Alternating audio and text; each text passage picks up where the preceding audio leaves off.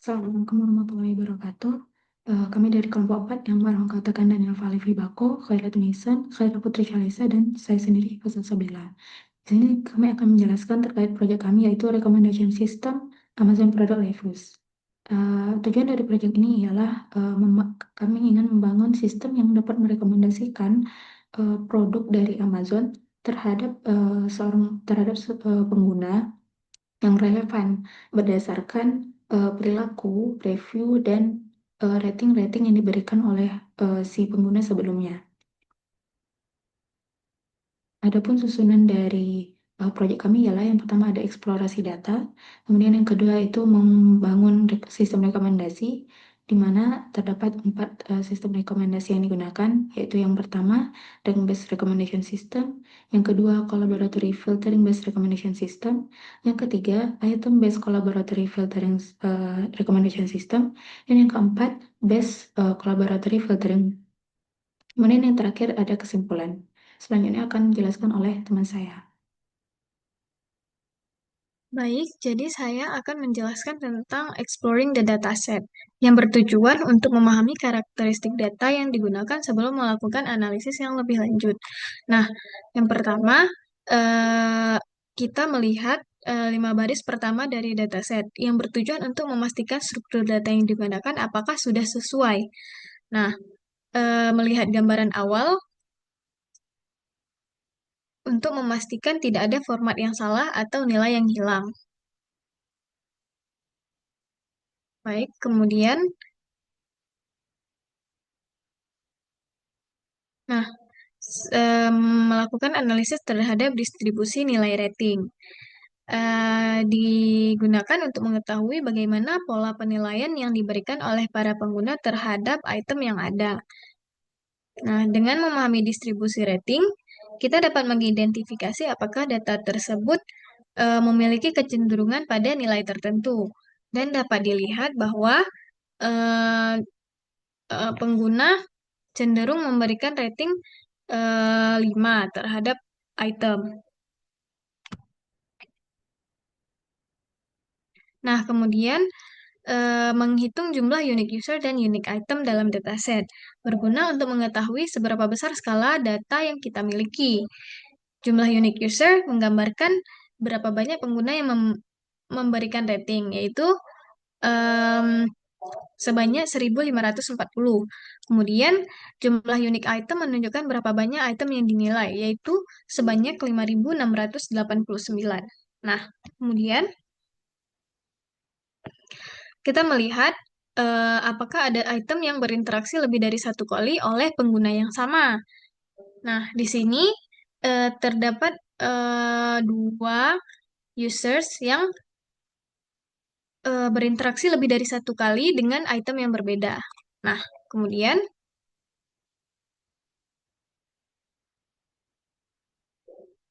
mencari item paling banyak yang mendapat interaksi daripada pengguna. Item ini bisa dianggap sebagai the most popular item dalam dataset.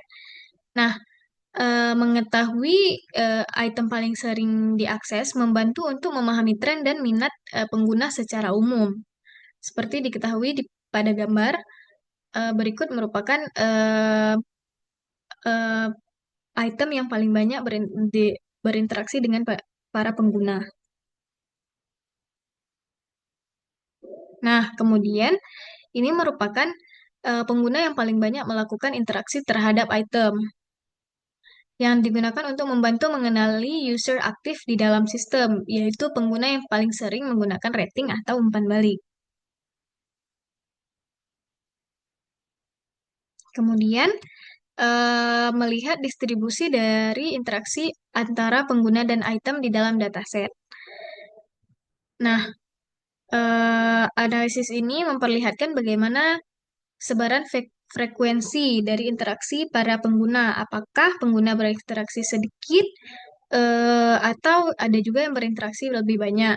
Nah, dapat dilihat histogram menjulur ke arah kanan dan dapat dilihat bahwa eh, sebagian besar pengguna menilai kurang dari 50. Baik, selanjutnya saya akan menjelaskan model. Yang pertama yaitu ada model Rank-Based Recommendation System. Nah, model ini bekerja dengan cara memberi rekomendasi berdasarkan item paling populer. Artinya, sistem melihat rata-rata rating dari semua pengguna, lalu mengurutkan item berdasarkan nilai tertinggi. Metode seperti ini sangat berguna untuk mengatasi masalah cold start, yaitu ketika ada pengguna baru yang belum memiliki riwayat aktivitas, sehingga sistem belum bisa memberikan rekomendasi yang bersifat personal. Nah, secara umum, langkahnya itu pertama-tama sistem menghitung rata-rata rating tiap item dari seluruh pengguna. Nah, setelah itu, item diurutkan dari yang paling tinggi ke yang paling rendah. Nah, dari urutan tersebut, ditentukan item yang paling populer untuk direkomendasikan.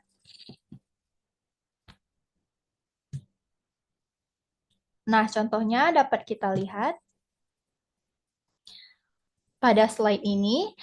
Kita dapat melihat contoh hasil perhitungan dari rank-based recommendation system. Nah, pada tabel ini dapat kita lihat terdapat item ID yang merupakan identitas barang, average rating rata-ratanya, rating account yaitu jumlah pengguna yang memberi rating.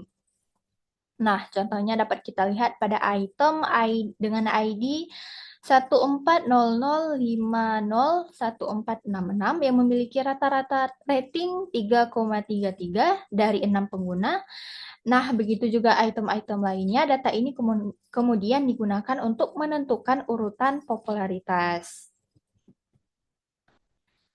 Nah, untuk melihat urutan popularitas tersebut, kita dapat menggunakan fungsi seperti ini, yang nantinya akan menghasilkan 5 item dengan tingkat popularitas tertinggi. Kemudian selanjutnya, model kedua yaitu Collaborative Filtering Based Recommendation System. Nah, model ini berbeda dengan model sebelumnya.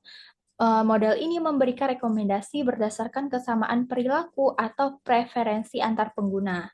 Contohnya, itu seperti rating buku di Goodreads, rating film di IMDb, like pada konten media sosial, aktivitas belanja di e-commerce, dan lain-lain. Rekomendasi filtering kolaboratif filtering bekerja dengan menganalisis pola dari interaksi pengguna terhadap item. Kemudian, pada model ini terdapat dua jenis yang berbeda. Yang pertama itu similarity based atau neighborhood based, yang merupakan sistem yang mencari kesamaan antara pengguna atau antar item. Misalnya, pengguna yang punya riwayat rating atau pembeli yang mirip akan mendapatkan rekomendasi serupa. Yang kedua yaitu ada jenis model based. Nah, jenis ini menggunakan teknik machine learning, yaitu sistem melatih model berdasarkan data pengguna atau item, lalu memprediksi kemungkinan seseorang menyukai item tertentu. Kemudian yang ketiga yaitu ada item-based collaborative filtering. Nah, bedanya dengan model sebelumnya, fokus pada model ini yaitu bukan kesamaan antar pengguna, tetapi kesamaan antar item. Cara kerjanya yaitu sistem mencari item yang mirip dengan item yang pernah disukai, yang pernah dibeli, atau yang pernah diberi rating oleh pengguna. Kemudian sistem merekomendasikan item lain yang memiliki kemiripan tinggi. Misalnya, jika seseorang menonton film Inception, sistem bisa merekomendasikan film lain yang mirip dengan Inception seperti Interstellar. Nah, teknik ini cocok digunakan jika jumlah pengguna banyak dan perilaku terhadap item dapat dianalisis untuk menemukan pola kemiripan.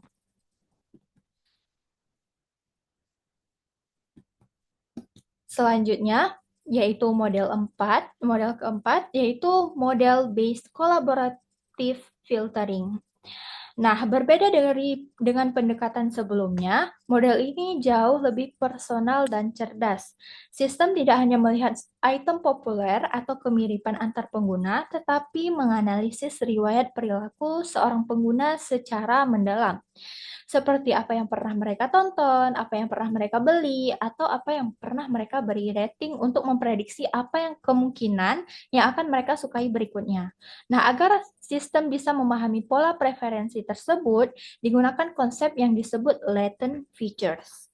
Latent features ini adalah fitur tersembunyi yang tidak terlihat langsung dalam data, tetapi bisa ditemukan melalui pola hubungan antar user dan item. Misalnya, dua pengguna yang mungkin sama-sama suka film yang sama, tetapi alasan sukanya bisa saja berbeda, seperti genre, aktor, atau gaya ceritanya. Informasi tidak langsung inilah yang akan ditangkap sebagai fitur laten. Nah, untuk menggali latent features tersebut, salah satu teknik digunakan adalah Singular Value Decomposition atau SVD. Nah, SVD ini bekerja dengan memecah matriks user item menjadi komponen-komponen baru yang mewakili fitur tersembunyi. Tapi ada suatu tantangan besar di mana SVD membutuhkan matriks yang lengkap. Artinya, semua nilai interaksi harus terisi. Kalau ada nilai kosong atau rating yang tidak diberikan pengguna, maka perhitungannya tidak bisa langsung dilakukan. Selanjutnya akan dijelaskan oleh Shiva.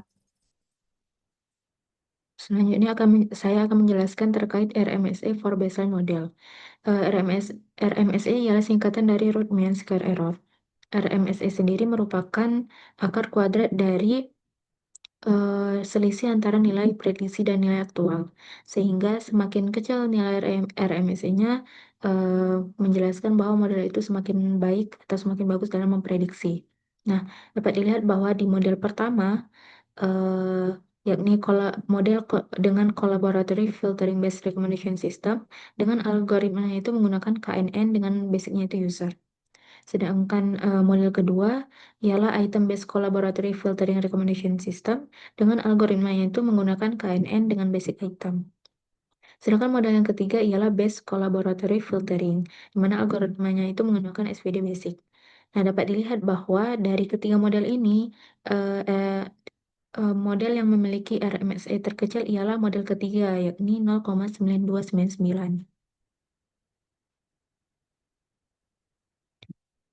Selanjutnya, di sini kita ingin memprediksi rating yang akan diberikan oleh si user 0 terhadap item dengan ID 3906 dan item dengan ID 100. Nah, berdasarkan model pertama, diprediksi bahwa si user 0 ini akan memberikan rating 4,29 terhadap item 3906 dan 4 terhadap item 100. Sedangkan model kedua juga memberikan rating, diprediksi akan memberikan rating yang sama sebesar 4,29 terhadap item 3906 dan 5 terhadap item 100. Sedangkan model ketiga diprediksi si user 0 ini akan memberikan rating 4,43 terhadap item 3906 dan 4,6 terhadap item 100. Selanjutnya, di sini kita ingin melihat performa dari model yang sudah dioptimalisasi. Perlu diketahui bahwa model dioptimalisasi dengan mencari kombinasi hyperparameter terbaik menggunakan metode search CV. Dapat dilihat bahwa model pertama yang sudah dioptimalisasi memiliki nilai evaluasi 0,9725. Sedangkan model kedua, nilai evaluasinya itu 0,9754. Sedangkan model ketiga itu nilai evaluasinya 0,8982. Dapat dilihat bahwa model yang memiliki nilai evaluasi terbaik ialah model kedua, yakni Item Based Collaborative Filtering Recommendation System. Selanjutnya, kita ingin melihat kembali RMSE dari model yang sudah dioptimalisasi. Nah, model pertama dapat dilihat bahwa nilai RMSE-nya itu 0,9887, model kedua 0,9896, sedangkan model ketiga 0,9231. Nah, berdasarkan nilai-nilai ini dapat diketahui bahwa model yang memiliki nilai RMSE terkecil ialah model ketiga, sama seperti model sebelum dioptimalisasi. Selanjutnya, kita ingin melihat kembali atau memprediksi kembali rating yang akan diberikan oleh si user 0 terhadap item 3906 dan item 100. Dapat dilihat bahwa model 1 dan model 2 diprediksi akan memberikan rating yang sama terhadap item 3906 dan item 100, yakni sebesar 4,29. Sedangkan model ketiga diprediksi akan memberikan diprediksi si user ini akan memberikan rating 4,75 terhadap item 3906 dan 4,33 terhadap item 100. Dapat diketahui bahwa rating-rating ini cukup berbeda dari rating yang diprediksi akan diberikan oleh model sebelum dioptimalisasi. Nah, selanjutnya kita juga bisa melihat top 5 item yang sekiranya akan menarik atau akan diberikan rating tinggi terhadap seorang user. Di sini kita ingin melihat rating yang akan diberikan oleh user 4, user dengan ID 4. Dari model pertama ini memprediksi bahwa si user 4 ini akan memberikan rating tinggi terhadap item dengan ID 850, 2857, 2277, 2722, dan 4189 dengan prediksi ratingnya itu yang di sebelah kanannya. Begitu juga dengan model kedua dan model ketiga. Nah, dilihat dari keseluruhan dapat dilihat bahwa ketiga model ini memberikan top 5 item yang berbeda-beda yang sekiranya akan diberikan oleh user dengan ID 4. Selanjutnya akan dijelaskan oleh teman saya. Ya, baik. Selanjutnya, setelah kita melihat model untuk baik, selanjutnya setelah tadi melakukan untuk sistem rekomendasi, kita melihat aplikasinya melalui Shin dan Core. Nah, kita setelah bandingkan hasilnya juga metrik evaluasi berupa Shin dan Core, didapatkan bahwa model yang paling akurat dan paling akurat dan yang paling stabil itu adalah SPD dan SPD MAIS, di mana SPD memiliki nilai precision sebesar 0,85 dan recall sebesar 0,883, SPD optimize itu precision sebesar 5 dan recall sebesar 0,84. Di mana untuk precision ini sendiri menggambarkan ketepatan rekomendasi. Sedangkan untuk nilai recall itu menggambarkan kelengkapan dari rekomendasi.